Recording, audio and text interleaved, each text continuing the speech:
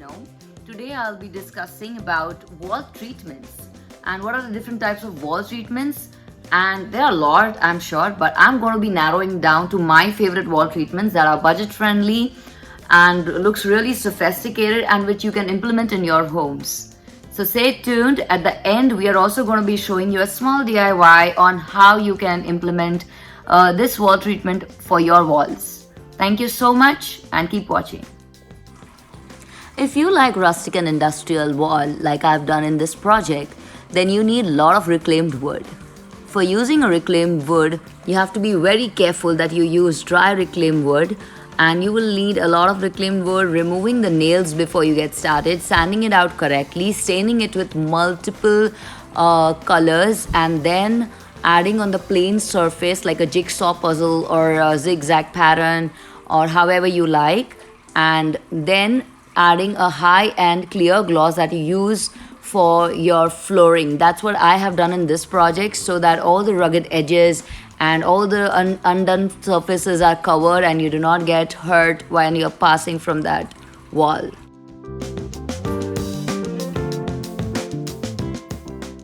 This is another great example of shaker wall paneling. It's also known as wainscoting.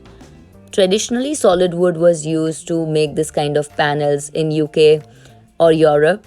And nowadays, you can also use MDFs, plywoods, or plastic to actually incorporate this kind of panels in your walls. It is amazing when you use this kind of panels in small spaces and narrow passages. I like it because it can transform a bland space into an elegant room by adding interesting details to the wall that don't really have any built-in features or characters. To get this shaker style look on your walls, you can either fake make it by adding trims directly on the walls or spend some money and customize the look completely. This wall technique is called hand-painted wall mural, which is made using painter's tape, pastel colors, and some chalkboard colors. You can do this by adding the painter's tape on the wall. First, you can prepare the wall by priming it, painting it if needed, then add the painter's tape and create your design. And then the second half of the wall was created so that the kid can have fun in the room. You can do this kind of walls anywhere in kids' room or in your crafts room or in the areas where you need some focal point that you can show your artsy style and your hand painted things.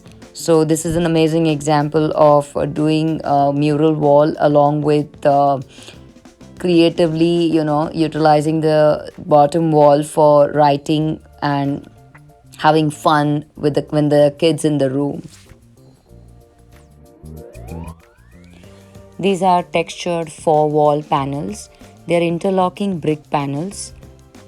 These are very easy to add into the walls. You can either add directly to the wall or you can take a plywood and apply above them. And what I have done in this case is I have taken the plywood and applied, and then I have added the brick wall panel over it. And to give this effect, I have also painted them white as I wanted to have a clean and chic looking background. And this is how it looks. These are combined and made into a shelving unit. You can just add as a focal wall without any shelves or with shelves, anything, but it looks fabulous. And textured walls come with a lot of styles and patterns. You can decide if you want to go brick, 3D, you want to have a geometric shape, anything, and it just looks stunning and amazing. If you're an artist or like to collect artworks like I love painting and traveling and collecting artifacts, then combining the different styles of artworks, painting, carvings, or frames into a jigsaw puzzle and displaying on the wall is my favorite type of wall treatment that I love to display as a focal wall. And when people pass from those passages or those places, they just remind me of the beautiful times when I spent creating them and painting them or traveling across and buying them as a memorable.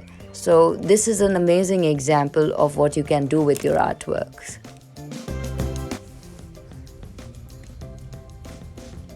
If you like to collect pictures and photos, then this is the amazing style that you can incorporate on your wall as well and make it as your focal wall that calls and reminds you of your past times, um, people, and lots of memories that you can come across and gather them on the wall. Even the empty frame style that you can put on the wall, and different types of frames. Like, I collect a lot of different styles of empty frames, and I just display it like you see in this picture. And I have done something very similar to my frames, and you can add this kind of single color to it, or you can make a different collection with different colors of frames and colors and combine them into one focal wall from top to bottom. Just give a vast length to it. Just don't keep it cut short and a little bit of it. Just cover the end-to-end wall with the whole style of different type of frames and artworks and everything. Don't hesitate in getting them together and making a big focal point.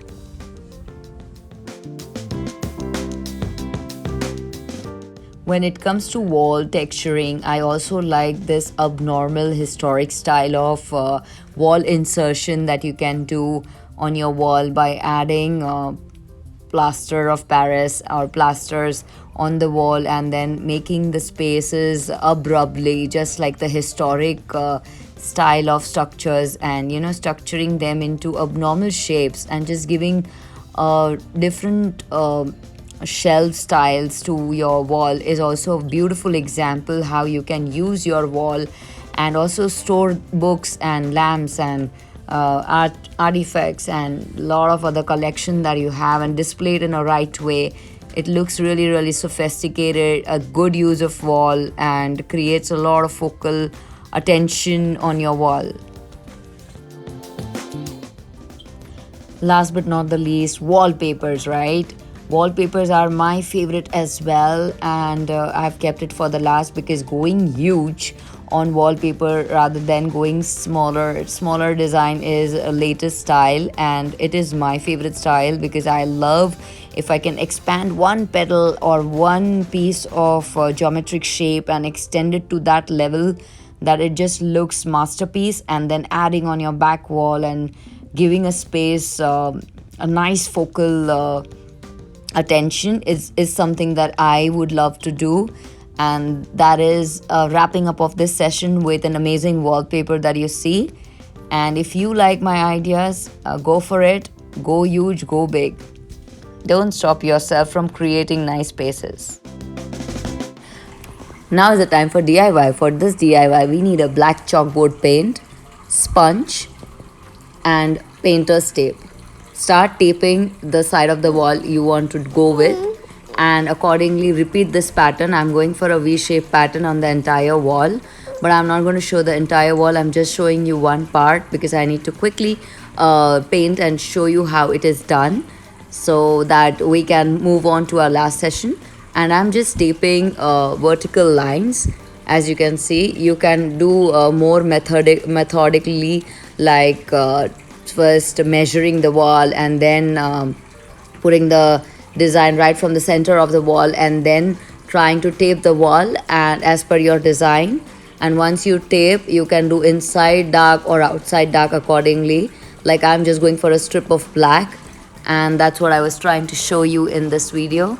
And once it is painted with the sponge, I like to use sponge or a paint brush, anything. I had availability of sponge. I'm using sponge in this DIY, and accordingly you can just do it. And once you sponge the lines neatly, I'm used to doing this, so it's like I'm hands-on to this process. If you're not used to doing something, then just try it on the piece of cardboard or paper first and then try to finish the whole wall. Don't hesitate, but do be careful before painting the wall for the first time. So once I've painted both sides of the V shapes where I wanted the black paint to go, I am just going to peel one side and show you how it looks. Do not peel off before the wall is dried. Only peel off after 6 to 8 hours depending on which paint are you using, and then peel off your design, otherwise you will merge it in the wall. So this is how you do, and keep repeating it. Alright then, I hope you enjoyed the whole wall treatment session today, and you're going to implement my DIY that I showed at the end of this video. And if you like my video, do not forget to like, subscribe, share and comment below. Also, leave your suggestions, ideas, comments that you have and want me to make a video on. Please, I encourage you to leave a comment if you like watching what I'm doing. It will be very supportive of you. And if you want anything related to interior designing, you want me to show, please leave your suggestion back in the column. Thank you so much. Akshita here saying ciao. Bye-bye.